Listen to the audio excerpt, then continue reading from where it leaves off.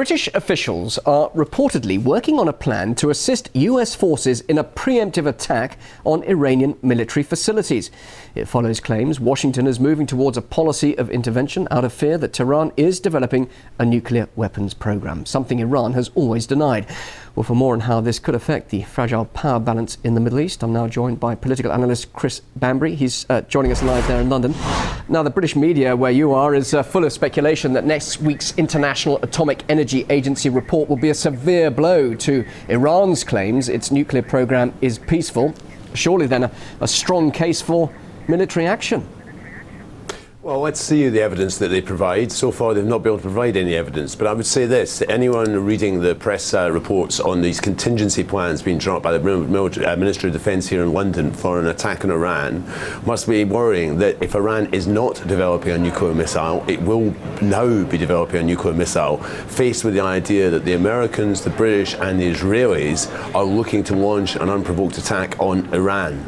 And the world suddenly looks a much more dangerous place. I cannot imagine a worse alliance than these three powers. One power, America, is the only power in the world to have used atomic weapons.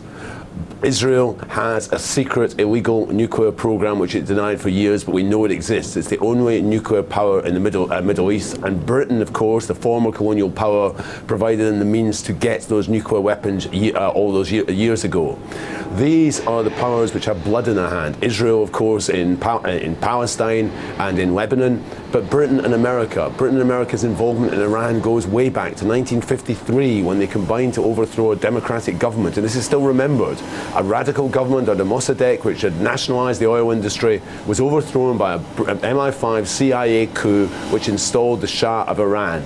And I think people in London and Washington have short memories about this. But there's always been that perceived threat from Iran. After all, that's the argument behind the anti-missile defence system currently being proposed for Europe. So surely there is some threat here, and it's a credible threat.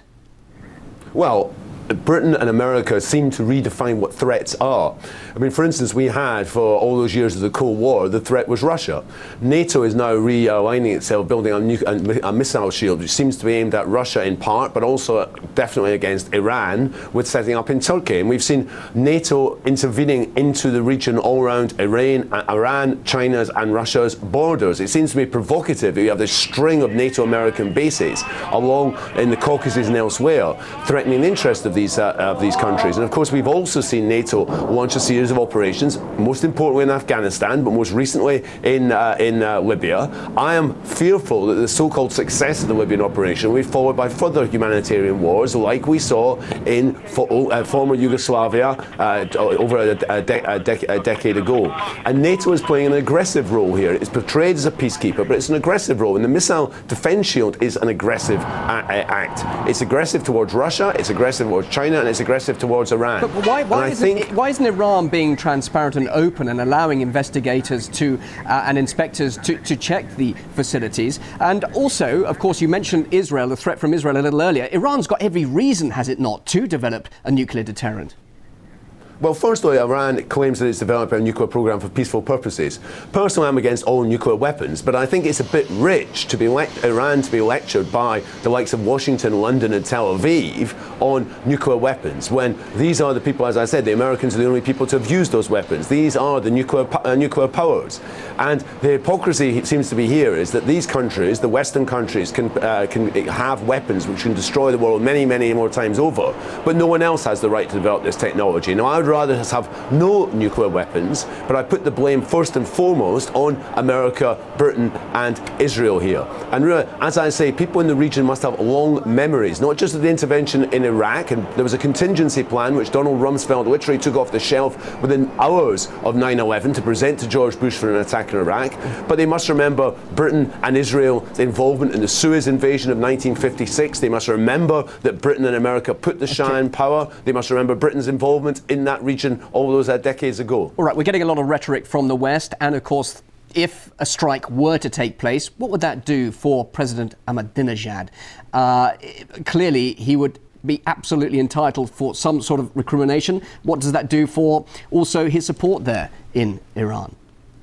Well, further, I think people in the West seem to underestimate the strength of Iranian nationalism. There may be differences in-house in Iran. However, there is a strong nationalist sense and a remembrance of what happened of foreign intervention into the country and how the Shah was installed and maintained by Britain and America. It's like people have long memories of the Shah, and the way it's presented now in the West as if the Shah is a liberal regime. There will be a bloody war if there is an attack in Iran. Iran is not Iraq as of 2001. There will be retaliation from Hezbollah and from Hamas, and the world is a more dangerous place because of these reports. Chris, just finally, you talk about a bloody war and the consequences after Afghanistan, Iraq and Libya, as well as, of course, talk of intervention in Syria. Is there really any appetite among the people, let alone the politicians, for further military interventions like that? Well, it seems bizarre that you would have thought that anyone even thinking about contingency plans to Iran would look at that, and the opposition in this country, Britain for instance, to the war in Libya, there was a majority against that. But of course we're talking about economically declining powers in America and Britain, and their military assets remain. They remain the one thing they can deploy, and we know that Britain and America, more importantly America, are prepared to use their military power to try and buttress their economic position in the world in relation to China, in relation to economy. So I think what we're seeing here, we know this from history, economic instability often leads to military adventures, often leads to wars, and I think we must be worried at the moment. The one thing I would say is if I was an American president, I'd be worried about thinking about any attack in Iran, given the level of opposition to his economic policies we're seeing on the streets of Oakland, the streets of Washington and New York and elsewhere with this Occupy movement. And of course the forthcoming presidential elections in November, within a year from now, so interesting political gamble that would be. Chris, we could talk more, but thank you very much indeed for joining us. Chris Banbury, political analyst, joining us there in London. Thanks for your time.